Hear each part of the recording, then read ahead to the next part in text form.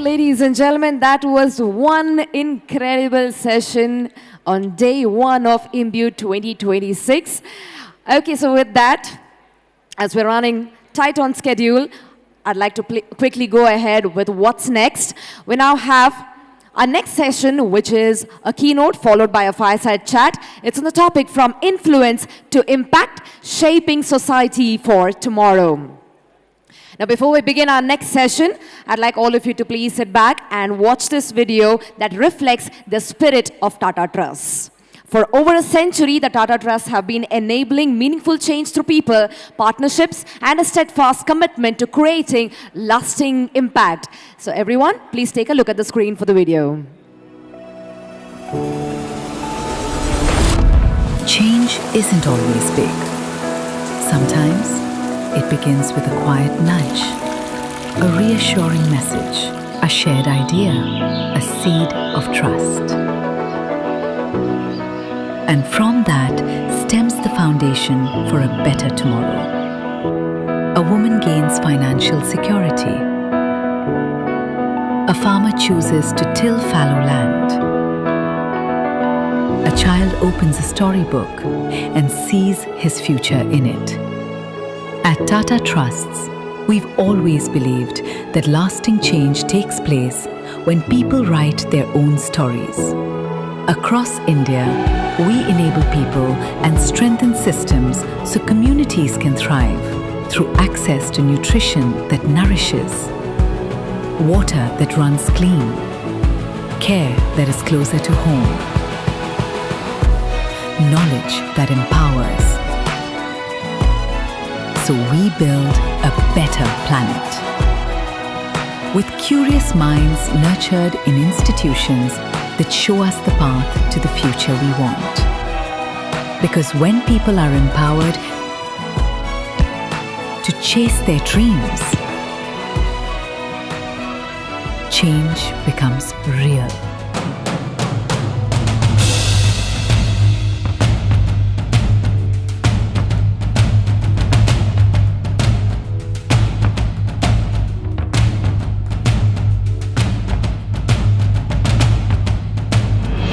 Tata Trusts, rooted in trust, guided by purpose. What a powerful video that was. A round of applause, everybody. So with that, it's time to bring in our speaker on stage. He is the CEO of Tata Trust, driving transformative impact across health, education, livelihood, and sustainability. Previously, as the Group Chief Sustainability Officer at Tata Sons, he led the Tata Group's ambitious net zero by 2045 agenda. Before joining the Tata Group, he has spent over 26 years in the government of India, serving in several key leadership roles. Ladies and gentlemen, with a round of applause, let's welcome on stage Mr. Siddharth Sharma. Come on, everybody, let's all put our hands together. Thank you.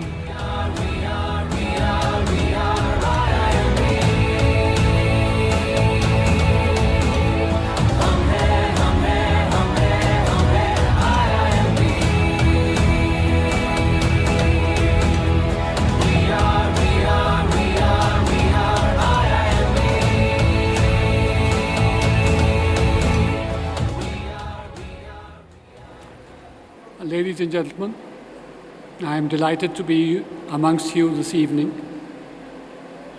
I, of course, do realize that it's very difficult to get a Bollywood actor off stage when he's in full flow, even more so when he's a Parsi. I think I heard Bowman when I came in talk about some legendary Parsis. And since I have now spent almost 8-9 years in the top echelons of the Tata Group, I had the privilege and the pleasure of being inducted into the Tata Group by one of the most legendary industrialists, but more importantly, one of the most brilliant, lovely human beings of all time, Mr. Ratan Naval Tata. And while Bowman was talking about stories, I'm going to be more sedate.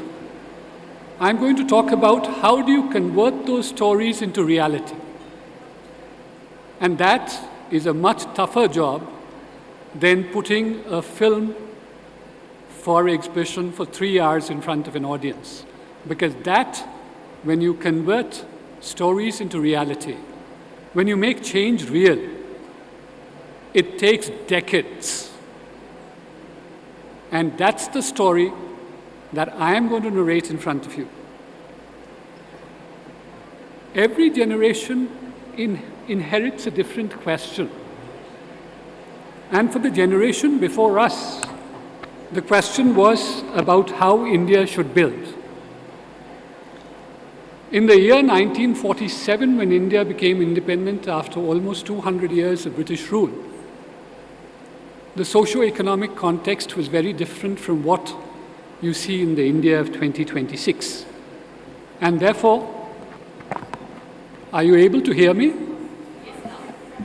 Okay. And therefore, the responsibility that we have today is very different from the founding fathers of the nation, what they faced in the late 40s, 50s, and the 60s. The question today is not only to ask how far India can go, but what kind of society do you want to build? What is it that you want to leave ahead of you? And that question becomes particularly relevant today.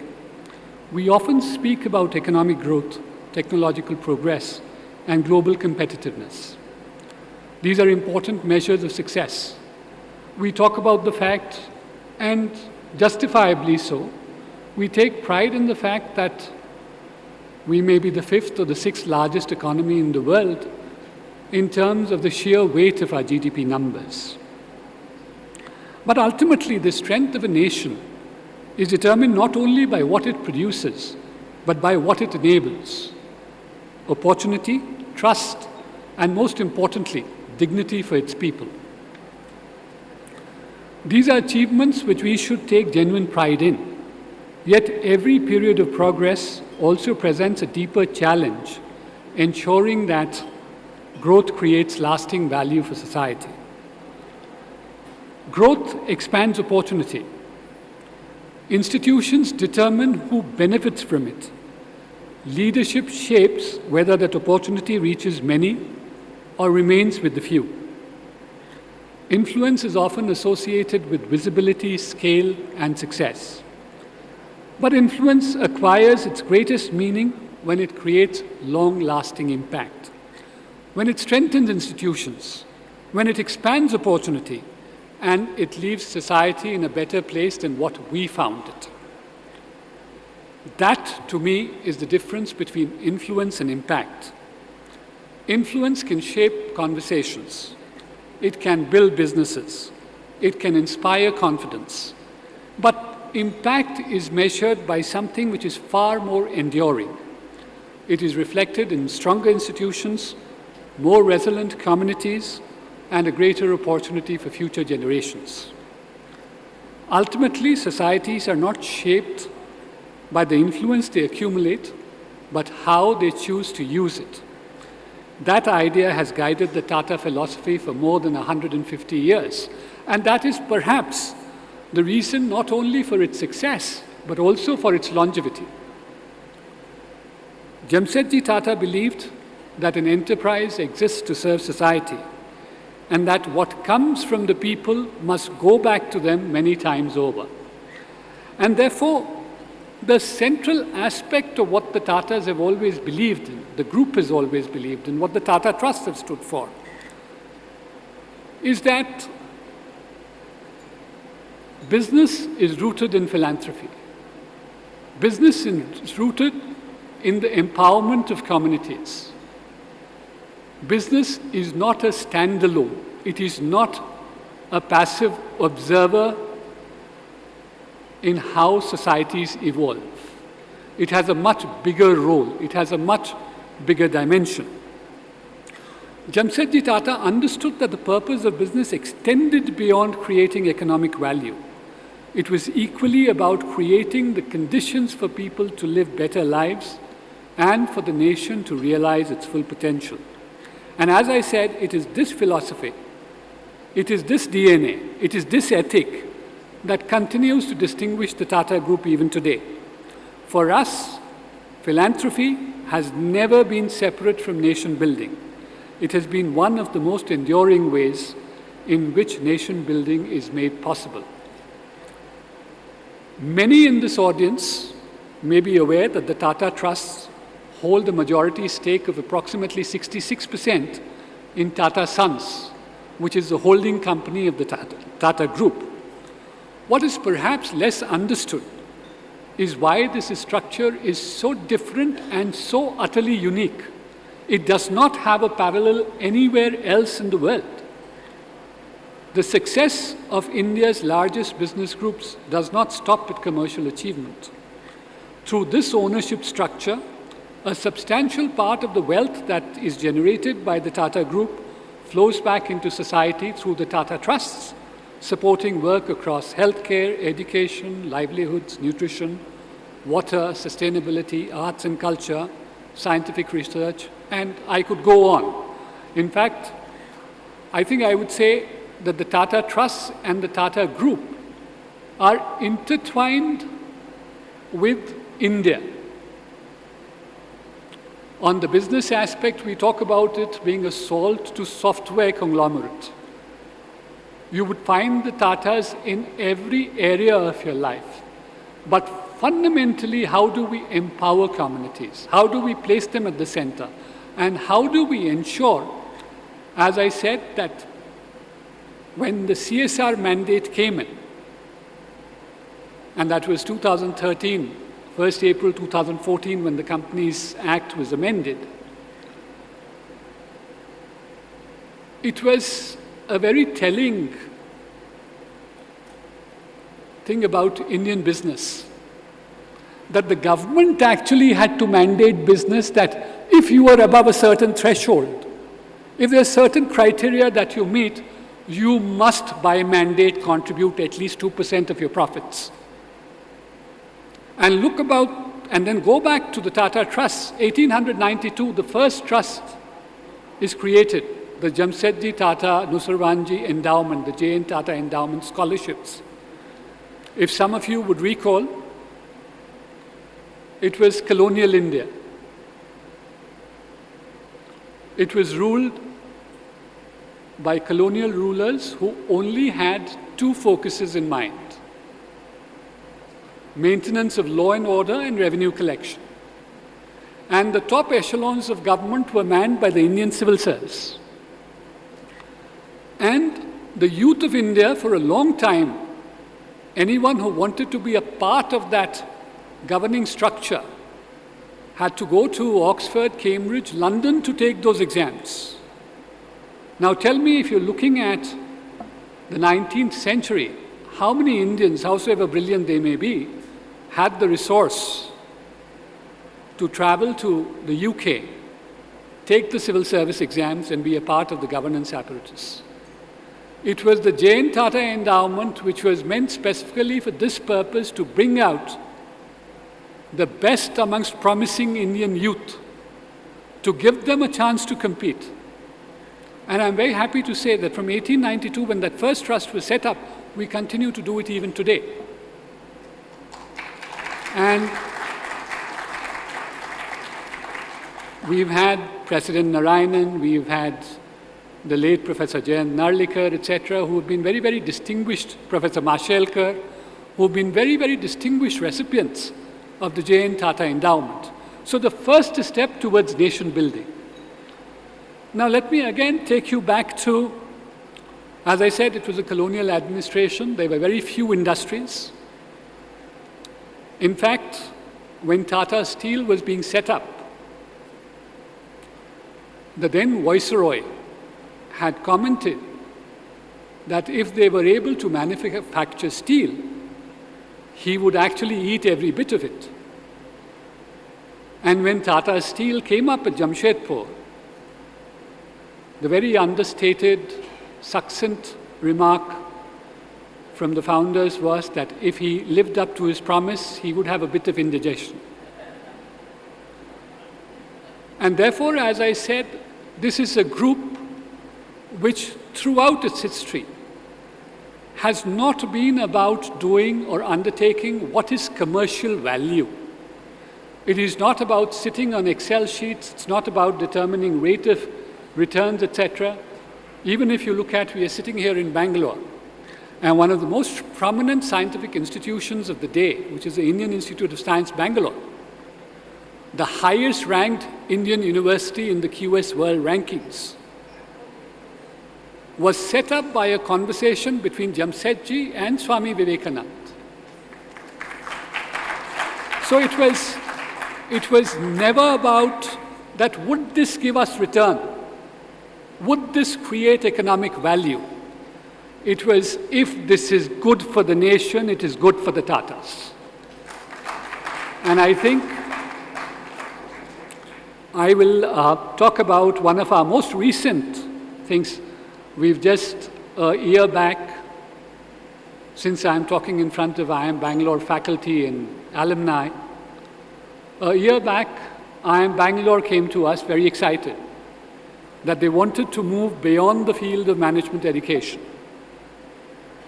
And they wanted to create a world-class university in undergraduate studies, and specifically in the liberal arts. And I do feel, having been a bureaucrat myself, and I quite resonate with the general philosophy behind the civil service, which is that you must have a very broad perspective. And it is this context, while we do talk about STEM, and we rightfully place a lot of emphasis on STEM education, the fact is that liberal arts is equally important, if not more. And therefore, when IIM Bangalore came to us, Dinesh is sitting right in front of me. I did not ask my teams to work out the detailed returns, as I said, work on Excel sheets. I said, I believe in it and we'll invest in it. Because I think it was important when the youth of this country goes to Harvard and the Ivy Leagues in the US, and you go to the UK, you go to Australia, you go to New Zealand, you go to Germany, and you have a handful of liberal arts universities in this country. Ashoka, Flame, Plaksh. And then you have IIM Bangalore wanting to extend its excellence into some other area. And as I said, it's an instinctive bet that you are betting on the future of education in India. You are betting on the future of youth in India. And therefore, while it took us time to go through the process, we're very, very happy to, it's been announced, to say that this August, the first cohort will come into the Indian Institute of Management, Bangalore, Dorabji Tata School of Undergraduate Studies. So as I was also, again, this is Bangalore, I was yesterday in a board meeting of the Tata Institute of Genetics and Society. And it was Ratan Tata's brainchild. And having known him for a very small period of time, just about 8 years, having worked very closely with him though, the man was an absolute visionary. And in collaboration with the University of California, San Diego, he set up the Tata Institute of Genetics and Society to do cutting-edge research in genomics, in crop resilience, and in diagnostics and modern-day therapies. The idea again was that how do you ensure that when climate change is happening, how do you ensure greater crop resilience? How do you ensure food security? How do you ensure that the health of the nation is cared for? And I'd like to tell you, yesterday when I was speaking to, we've got Professor Vijay Raghavan as the chairman of the TIGS board. He's been a former principal scientific advisor to the Prime Minister and Secretary Department of Technology. And yesterday, when we were speaking to him, I mean, the kind of technologies when COVID came, predicting what is going to be the onset of disease and what is going to be its severity through wastewater surveillance. And that's being implemented in various urban local bodies in India, because when you are able to see what your wastewater is, and then you are able to test it according to various standards, and you see what is the kind of disease that is spreading in the population is likely to, it gives you that much more response time to be able to act on it. Now, as I said, I can just, it's not about the numbers, but as I said, it's about the intent. Last 5 years, close to about 500 crores of investment, just to ensure that there is food security, just to ensure that there is health for the nation. Let me come to another area.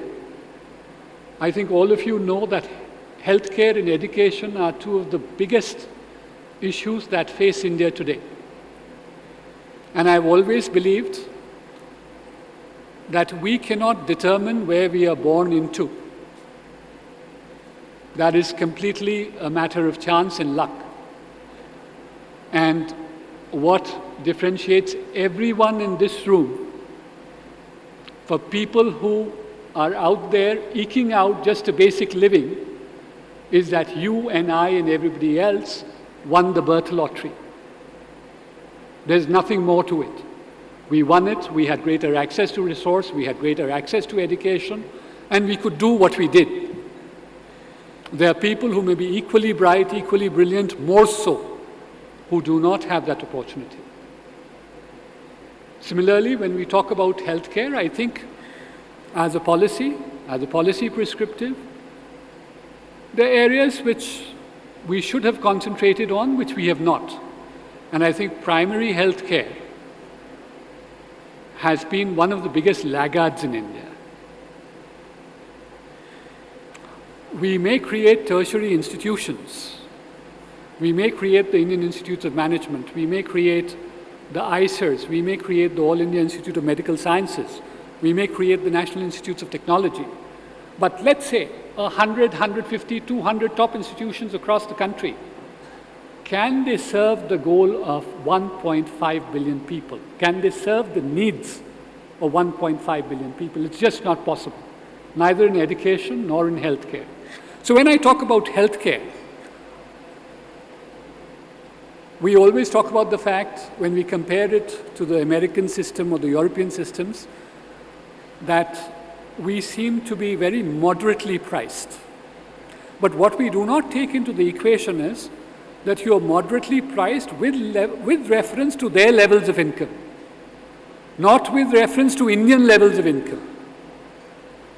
Our per capita GDP, we may be the 5th largest or the 6th largest economy in the world. Our per capita GDP still continues to be 2,500 USD. And this 2,500 USD also has the top 1% in it, it also has the top 10% in it. But when you go to the bottom 50%, and that's where my interest as the CEO of the Tata Trust is, when you go to the bottom 50%, what you are talking about is a per capita income of probably worse than sub-Saharan Africa. And who's caring for those people? And then when you talk about medical access, I'm not even talking about quality here. I am talking about access. People who are in the remote parts of India, different areas, running to regional or national hubs, traveling to Chennai, Hyderabad, Bangalore, Calcutta, Bombay, Delhi, for treatment at All India Institute of Medical Sciences or in Apollo or a Medanta. How are they going to afford it? Even a so-called middle-class Indian family is one major illness away from financial destitution. And therefore, when the Tatas talked about it, we said, and we are starting a multi-speciality vertical. We formed a Section 8 company called the Tata Healthcare Foundation. We're starting the first of 200-bedded hospitals, multi-speciality, in 2 remote areas of Maharashtra, Amravati and Solapur. And we'll expand it across the country. Now, how does it fundamentally change? The first thing is, You bring them to tier 2 towns, so access is much closer. You don't have to travel. Your out-of-pocket expenses stand reduced. Number 2, what you are doing here is that we've never been a profit maximization entity. So we are giving you quality healthcare with the same instruments and the same machines that any of the most reputed private groups will give you at 1/10 the cost.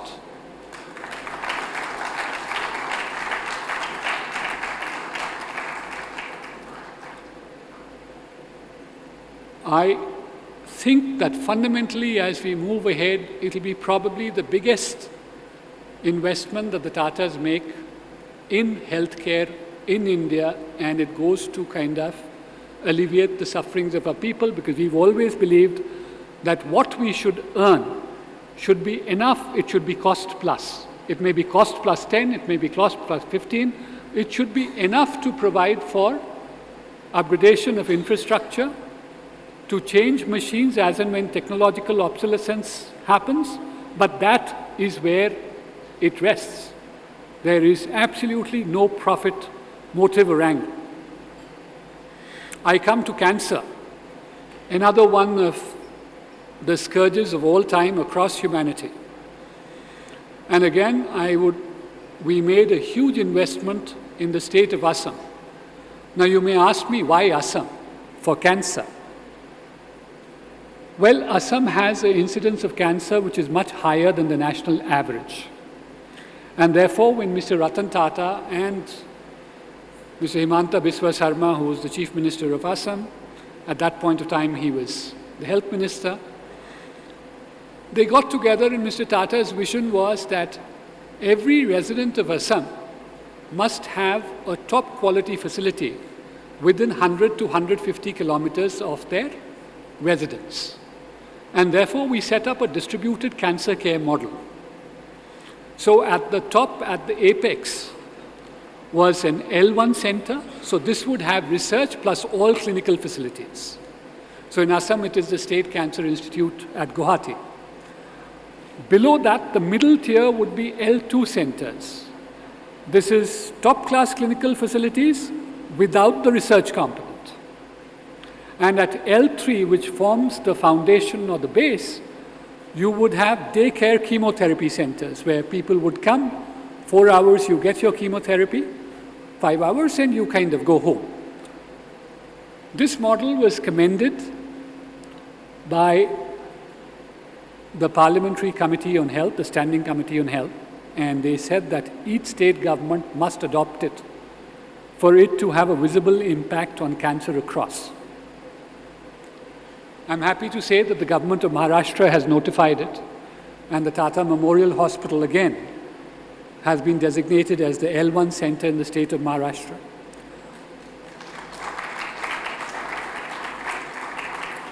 We have told state governments that we would be happy because we receive communications from various chief ministers asking us to implement this model across.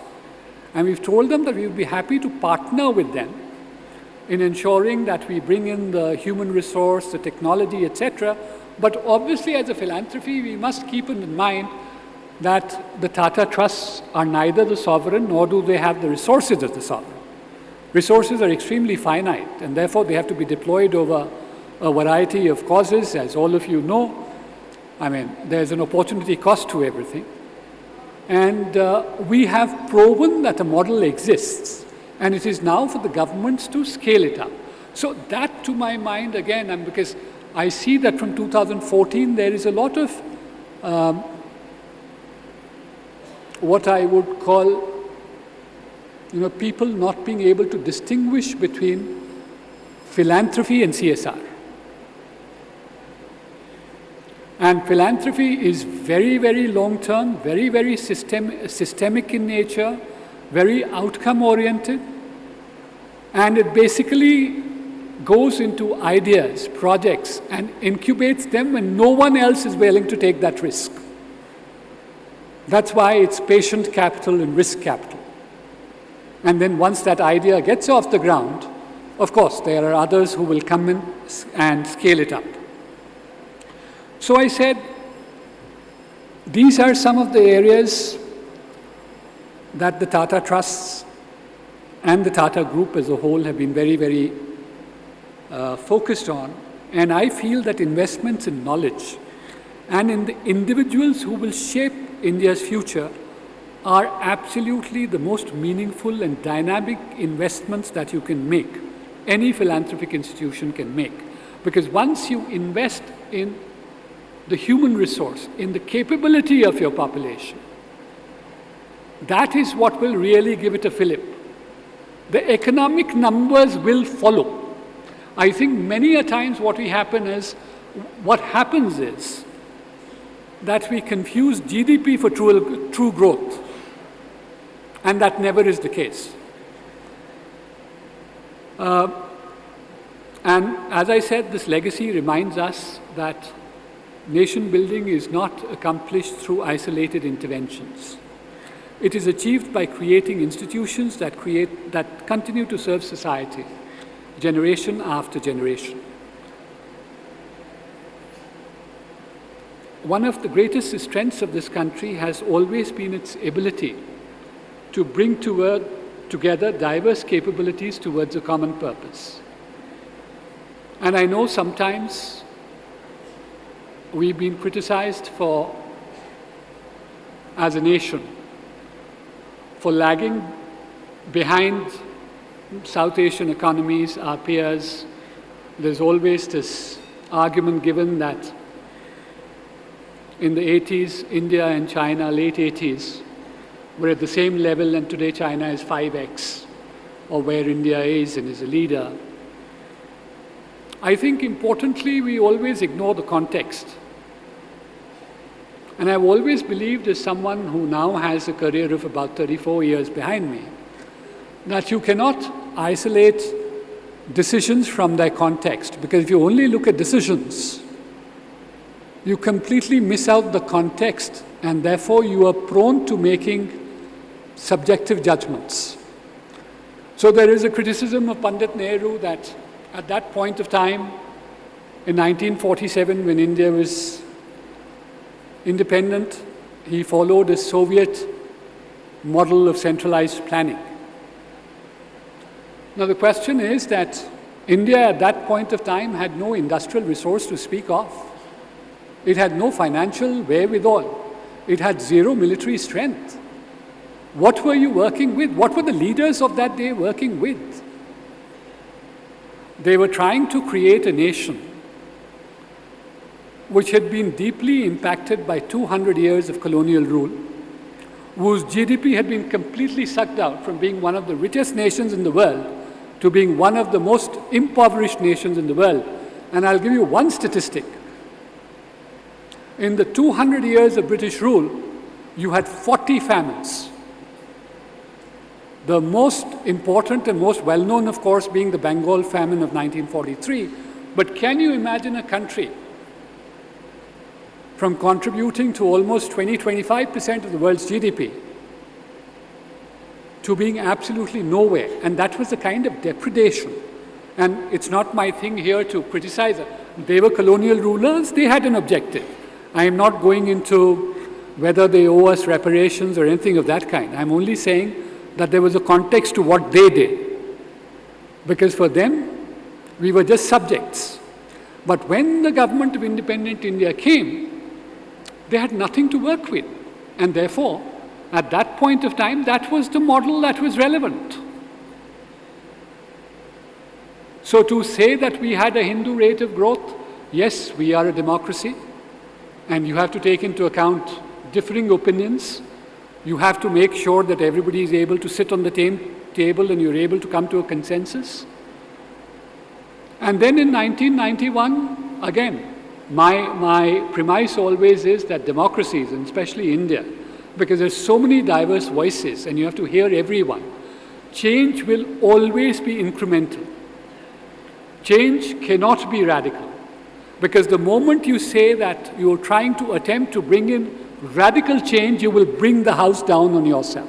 So therefore, when you talk about in 1991, we were faced with a situation which is absolutely catastrophic. You were about to fall off the cliff. And every single political party understood that if the reforms were not brought in, if the dismantling of the control Raj regime did not happen, India would default and it would be the end of India as a sovereign nation.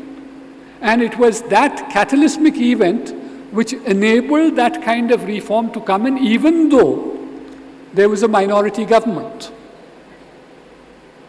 Successive governments have not been able to unleash that kind of structural fundamental reform. And the reason lies in the nature of the polity, because you have to take a lot of diverse opinions into account, and therefore change is always going to be incremental.